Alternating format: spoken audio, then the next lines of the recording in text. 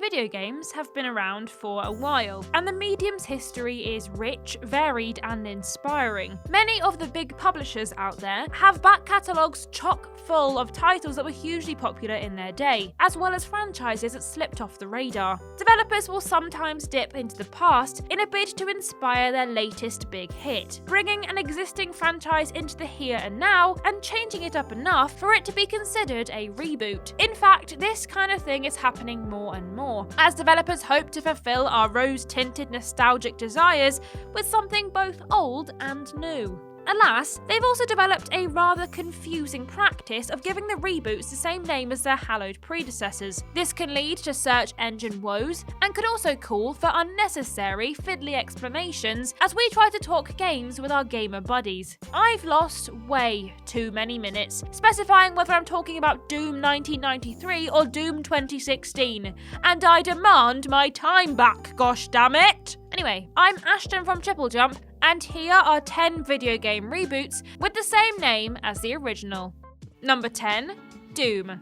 A lot happened to the Doom franchise between its original release and its 2016 reboot. A pioneering title, the original Doom was released in 1993 and was one of the games that defined the FPS genre. It told the story of a nameless space marine fending off demons on the planet Mars and was quite a big deal in the 90s. You've definitely heard of it, you've probably played it, and you may even have rocked out to the cool music too. Following this earth-shattering debut, Doom was ported to pretty much everything, from the Sega 32X and Atari Jaguar to the SNES and Game Boy Advance. The third numbered game in the series took things in a more survival horror direction and was famously set in a timeline where guns with flashlight attachments were clearly not invented. The 2016 reboot opted for a fast-paced, old-school style, more reminiscent of the series' roots, and rewarded players for getting up close and personal with its many handsome enemies by providing health pickups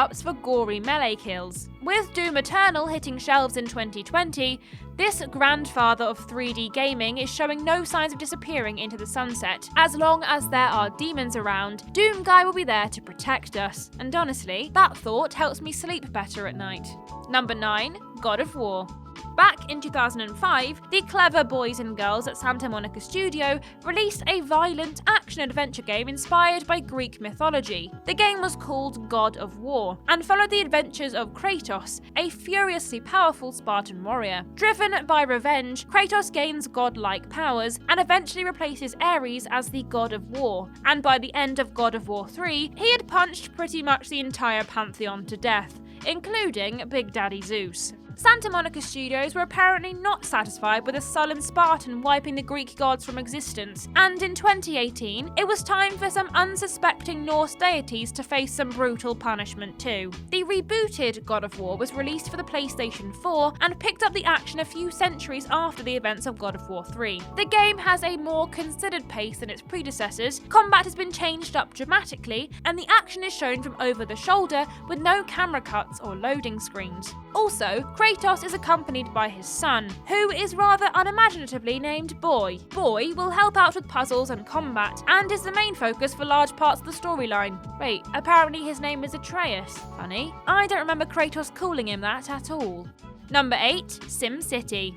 The original SimCity was released back in 1989 and gave players the opportunity to build and expand their very own settlement, providing a surprisingly complex and thorough simulation of real city planning. SimCity tasked players with considering residential and industrial needs, environmental issues, and the happiness of their citizens, all while delicately balancing a budget. Deep and addictive, the game spawned many ports, sequels, and follow-ups, including the handheld SimCity DS, in which players could put out fires by blowing into the microphone. Sure, you may feel silly doing it, but think of all the municipal funds you're saving not having to hire a fire department. The last proper SimCity game before its reboot was SimCity 4, which combined deep and challenging city management with fantastically detailed visuals. Alas, when the reboot finally hit a few years later, it only brought shame upon the series. Despite looking very nice and having some cool ideas, 2013's Sim SimCity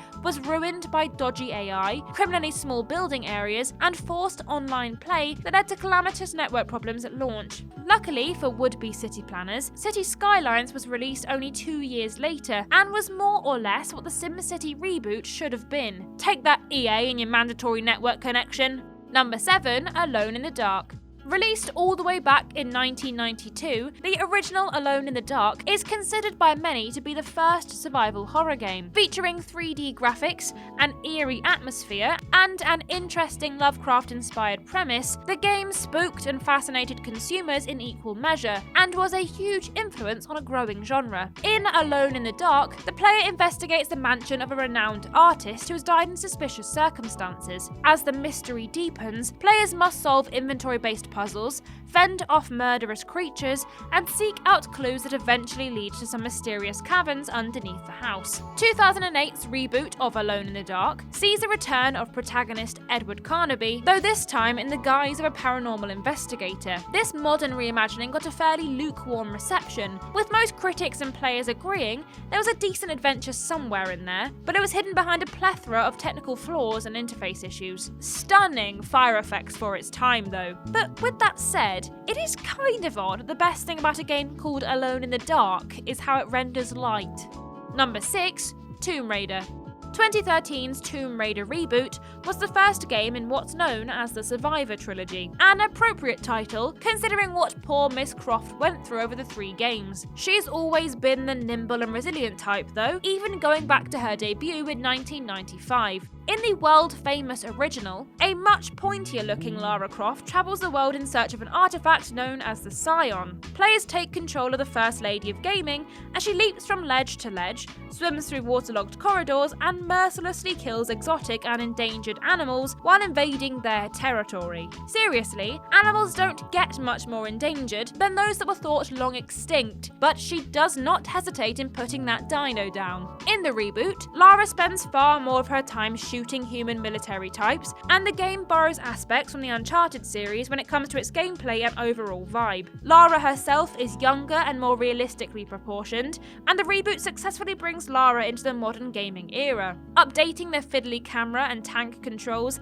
that make the original game pretty tough to play nowadays. Also, no T-Rex killing, which is good. Adventuring is fine. Animal cruelty is definitely not. Number 5, Ratchet & Clank. One of gaming's most recognisable duos, Ratchet & Clank were created by prolific Sony studio Insomniac. Ratchet is a kind of cat, fox, squirrel thing called a Lombax, and Clank is his adorable robot friend who spends a lot of time riding around on Ratchet's back like a mechanical rucksack. They have a kind of Banjo and Kazooie vibe, but with more wrench throwing. Their first appearance was in Ratchet & Clank for the PS2. Released in 2002, this platformer saw the titular pair attempting to put a stop to a planet-destroying space villain by acquiring the aid of galaxy-renowned superhero Captain Quark. Ratchet & Clank sold and reviewed well, and earned a few sequels across the PS2 and PS3 eras, many with cheeky double entendre subtitles. Up your arsenal indeed. In 2016, the other Ratchet & Clank was released for the PlayStation 4, and this release coincided with the appearance of an animated movie also called Ratchet & Clank. That's 3 Ratchet & Clanks and counting. The 2016 reboot was praised for its great gameplay, outstanding visuals, and fun storyline. It got its own sequel in 2021, called Ratchet & Clank Rift Apart, thus proving that the combination of Lombax and robot is still relevant nearly 20 years later. You just can't keep a good Foxman thing down, I suppose. Number 4, Syndicate. The original Syndicate was an isometric strategy game set in a cyberpunk world of megacorporations and long overcoats. In this Bullfrog-developed title, players assume control of a squad of cybernetically enhanced agents and undertake clandestine missions in the name of global domination. No good guys here, just a struggle for power and control in a dystopian future. Syndicate was released in 1993, and 3 years later, a direct follow-up named Syndicate Wars appeared, keeping the overhead view and tactical gameplay of its predecessor. While Syndicate Wars added 3D graphics and features such as destructible scenery, it didn't stray too far from the original's successful recipe. The same can't be said for the 2012 series Reboot. Starbreeze Studios' Syndicate was released for the PC, PS3 and Xbox 360 and was a sleek, futuristic FPS featuring a cool storyline, satisfying gunplay and great graphics. Syndicate put players directly in the shoes of Eurocorp agent Miles Kilo and brought the futuristic setting to life in a way never before seen in the series. Fans of the original might miss that squad-based tactical action though, but don't worry, a spiritual successor created by many of the original Syndicate staff exists. That game is called Satellite Reign and was released for PC in 2015. See? There's enough dystopian corporate intrigue for everyone! Number 3. Saints Row. The Saints Row series of video games has undergone quite the evolution since its inception in 2003. The first game, simply titled Saints Row, was released for the Xbox 360. It was generally viewed as one of the better Grand Theft Auto clones out there and provided deep character customization and a wealth of missions and activities to set itself apart. As the series went on, it gained much more of an identity. With every Saints Row game that was released, developer Volition added more and more weirdness to the mix, and the franchise became synonymous with over-the-top gameplay, irreverent, self-referential humour, and pop culture references. Nothing was off-limits, including aliens, Christmas elves, and even the devil himself. With the 2022 reboot, Saints Row tried to make things a bit more grounded again, dialing back the wackiness and concentrating on good, old, everyday gang warfare, as well as introducing a completely new cast of characters. Unfortunately, the gaming public haven't taken too well to the change in tone, with the reboot getting lambasted by user reviews and not faring too much better with critics either. Dated gameplay, cringy dialogue, and a plethora of bugs all combine to make this one a difficult sell to all but a most hardened series fanatic. Saints Row? More like Saints No, I'm afraid. Number 2. Sonic the Hedgehog.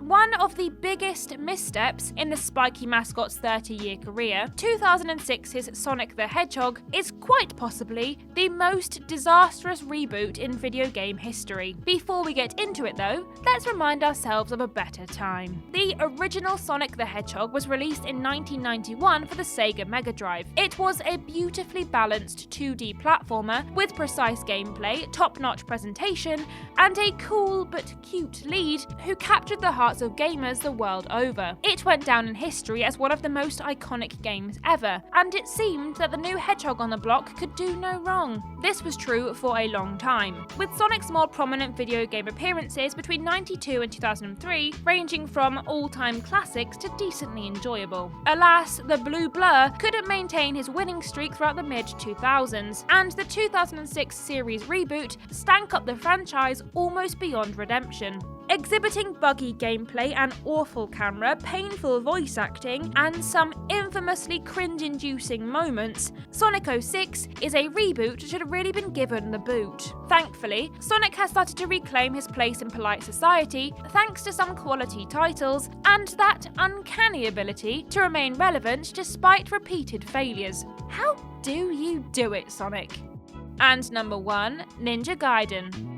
Here at Team TripleJump, we like to end things on a positive note if we can. So let's round off this list with a reboot done right. The Ninja Gaiden series dates back to 1988, with its first iteration being developed by Tecmo for the NES. This debut game stars powerful ninja Ryu Hayabusa and is a slick action platformer with a neat story about revenge and world-threatening demons, all presented in visually appealing anime-style cutscenes. Ninja Gaiden delighted fans and critics and spawned a celebrated 8-bit trilogy that was well known for its punishing difficulty. When Tecmo rebooted the series with 2004's Ninja Gaiden for the Xbox, they did so in a way that both modernized the franchise but treated its roots with respect, resulting in an exceedingly polished action-adventure game that was devilishly, but not unfairly, difficult. This razor-sharp reboot provided precise controls, atmospheric music, and cutting-edge visuals, giving players the chance to revel in typical, historically accurate ninja activities, such as shooting magical lightning and launching explosive-tipped arrows at tanks. Oh, and running along walls. Oh, and hanging out with demon-slaying femme fatales. You know, all the cool ninja stuff. Wait, you're saying that real-life ninjas didn't do all of that? Maybe it's history that needs a reboot?